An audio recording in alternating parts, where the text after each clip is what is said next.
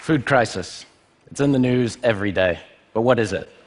Some places in the world, it's too little food, maybe too much. Other places, GMO is saving the world. Maybe GMO is the problem. Too much agricultural runoff, creating bad oceans, toxic oceans, attenuation of nutrition. They go on and on. And I find the current climate of this discussion incredibly disempowering. So how do we bring that to something that we understand? How is this apple food crisis? You've all eaten an apple in the last week, I'm sure. How old do you think it was from when it was picked? 2 weeks? 2 months? 11 months. The average age of an apple in a grocery store in the United States. And I don't expect it to be much different in Europe or anywhere else in the world. We pick them, we put them in cold storage, we gas the cold storage. There's actually documented proof of workers trying to go into these environments to retrieve an apple and dying. Because the atmosphere that they slow down the process of the apple is also toxic to humans. How is it that none of you know this? Why didn't I know this? 90% of the quality of that apple, all the antioxidants, are gone by the time we get it. It's basically a little ball of sugar. How did we get it so information poor? And how can we do better? I think what's missing is a platform. I know platforms, I know computers. They put me on the internet when I was young. I did very weird things on this platform, but I met people and I could express myself. How do you express yourself in food? If we had a platform, we might feel empowered to question what if. For me, I question, what if climate was democratic? So this is a map of climate in the world, the most productive areas in green, the least productive in red. They shift and they change, and Californian farmers now become Mexican farmers. China picks up land in Brazil to grow better food, and we're slave to climate.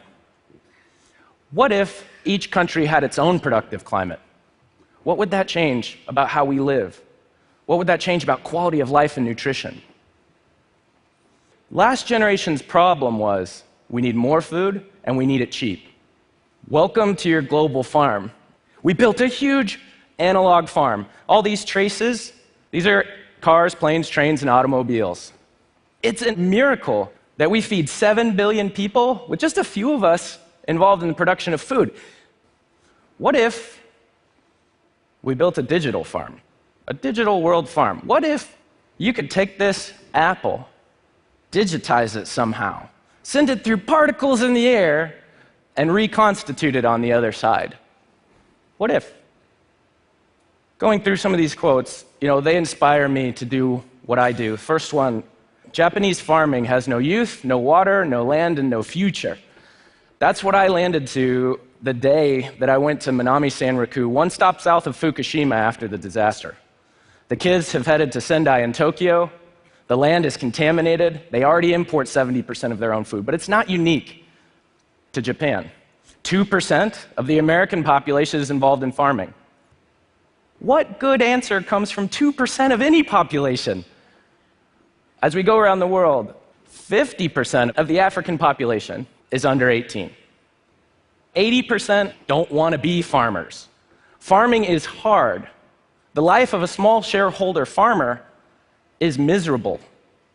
They go into the city. In India, farmers' families not being able to have basic access to utilities, more farmer suicides this year and the previous 10 before that. It's uncomfortable to talk about. Where are they going? Into the city. No young people, and everyone's headed in. So how do we build this platform that inspires the youth? Welcome to the new tractor, right? This is my combine. A number of years ago now, I went to Bed Bath & Beyond and Home Depot, and I started hacking, and I built silly things, and I made plants dance, and I attached them to my computer, and I killed them all, a lot. And I eventually got them to survive. And I created one of the most intimate relationships I've ever had in my life because I was learning the language of plants. So I wanted to make it bigger. They said, knock yourself out, kid. Here's an old electronics room that nobody wants. What can you do? With my team, we built a farm inside of the Media Lab, a place historically known not for anything about biology, but everything about digital life. Inside of this 60 square feet, we produced enough food to feed about 300 people once a month. Not a lot of food, and there's a lot of interesting technology in there. But the most interesting thing, beautiful white roots, deep green colors, and a monthly harvest. Is this a new cafeteria? Is this a new retail experience? Is this a new grocery store? I can tell you one thing for sure. This is the first time anybody in the Media Lab ripped the roots off of anything. We get our salad in bags. There's nothing wrong with that. But what happens when you have an image-based processing expert, a data scientist, a roboticist, ripping roots off and thinking, I know something about I could make this happen, I want to try. In that process, we would bring the plants out, and then we would take some back to the lab, because if you grew it, you don't throw it away. It's kind of precious to you. And I have this weird tongue now, because I'm afraid to let anybody eat anything until I've ate it first, because I want it to be good. So I eat lettuce every day, and I can tell the pH of a lettuce within 0.1. I'm like, no, that's 6.1. No, you can't eat it today. This lettuce that day was hyper sweet. It was hyper sweet because the plant had been stressed, and it created a chemical reaction in the plant to protect itself. So I'm not going to die, and the plant's not going to die. Tastes sweet to me. Technologists falling backwards into plant physiology. So we thought other people needed to be able to try this. We want to see what people can create, so we conceived of a lab that could be shipped anywhere. And then we built it. So on the facade of the Media Lab is my lab that has about 30 points of sensing per plant. So if you know about the genome or genetics, this is the phenome, right? The phenomena. When you say, I like the strawberries from Mexico, you really like the strawberries from the climate that produce the expression that you like. So if you're coding climate, this much CO2, this much O2 creates a recipe, you're coding the expression of that plant, the nutrition of that plant, the size of that plant, the shape, the color, the texture. We need data. So we put a bunch of sensors in there to tell us what's going on. If you think of your houseplants, and you look at your houseplant, and you're super sad because you're like, why are you dying? Won't you talk to me? Farmers develop the most beautiful fortune-telling eyes by the time they're in their late 60s and 70s. They can tell you when you see that plant dying that it's a nitrogen deficiency, a calcium deficiency, or it needs more humidity. Those beautiful eyes are not being passed down. These are eyes in the cloud of a farmer. We trend those data points over time. We correlate those data points to individual plants. These are all the broccoli in my lab that day by IP address. We have IP addressable broccoli.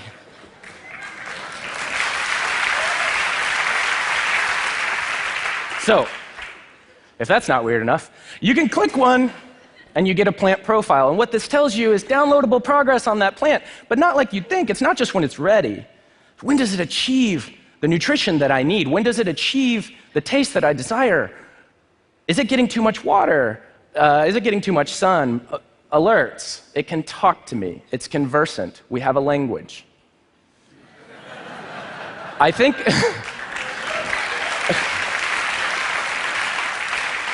of that as the first user on the plant Facebook, right? That's a plant profile, and that plant will start making friends. It will, and I mean it. It will make friends with other plants that use less nitrogen, more phosphorus, less potassium.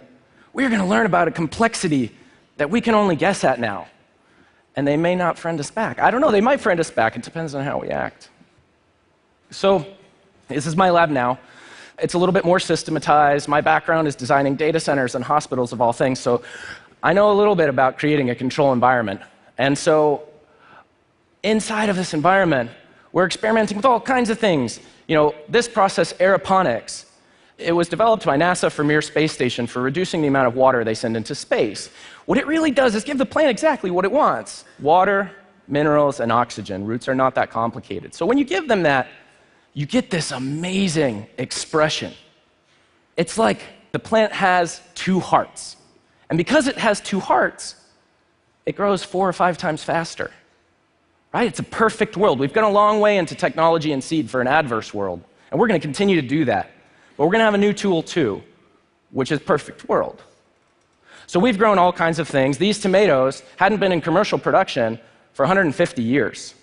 Do you know that we have rare and ancient seed banks? Banks of seed.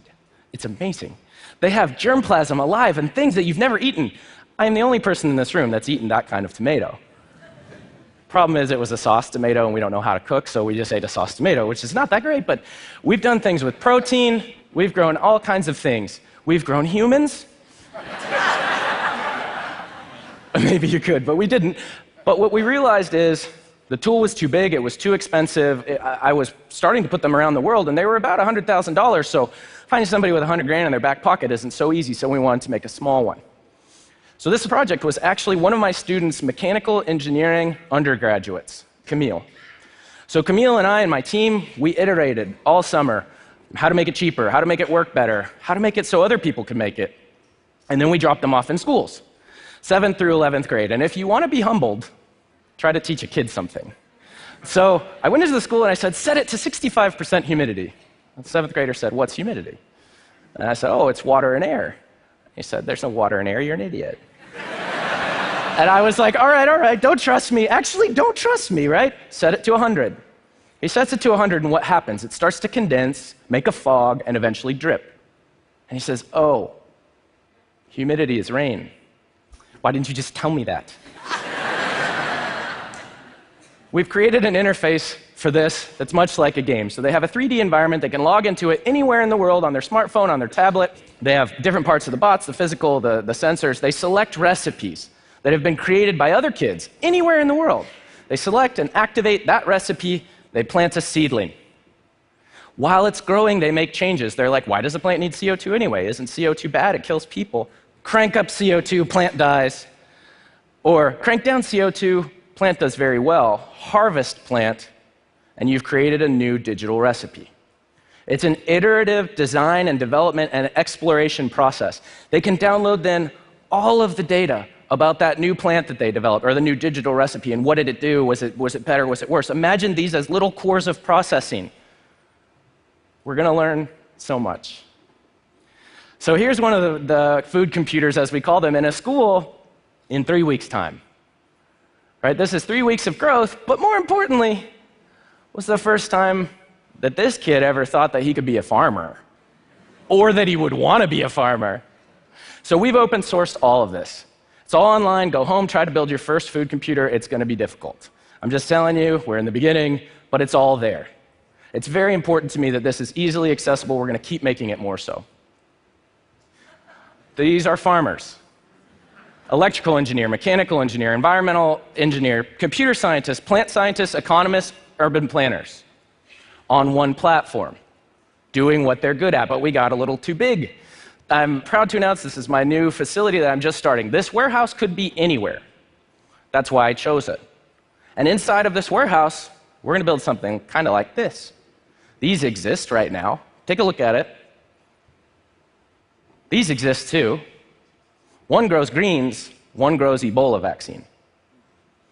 Pretty amazing that plants, and this DARPA Grand Challenge winner is one of the reasons we're getting ahead of Ebola. The plants are producing the protein that's Ebola resistant. So pharmaceuticals, nutraceuticals, all the way down to lettuce. But these two things look nothing alike, and that's where I am with my field. Everything is different. We're in that weird, we're all right stage, and it's like, here's my black box, no, buy mine. No, I've got intellectual property that's totally valuable. Don't buy his, buy mine. And the reality is, we're just at the beginning. In a time when society is shifting too, when we ask for more, cheaper food, we're now asking for better, environmentally friendly food. And then when you have McDonald's advertising what's in the Chicken McNugget, the most mysterious food item of all time, they are now basing their marketing plan on that. Everything is changing. So into the world now, personal food computers, food servers, and food data centers. Run on the open phenome. Think open genome, but we're going to put little climate recipes like Wikipedia that you can pull down, actuate, and grow. What does this look like in a world? You remember the world connected by strings. We start having beacons. We start sending information about food rather than sending food. This is not just my fantasy. This is where we're already deploying. Food computers, food servers, soon to be food data centers, connecting people together to share information. The future of food is not about fighting over what's wrong with this. We know what's wrong with this. The future of food is about networking the next 1 billion farmers and empowering them with a platform to ask and answer the question, what if? Thank you.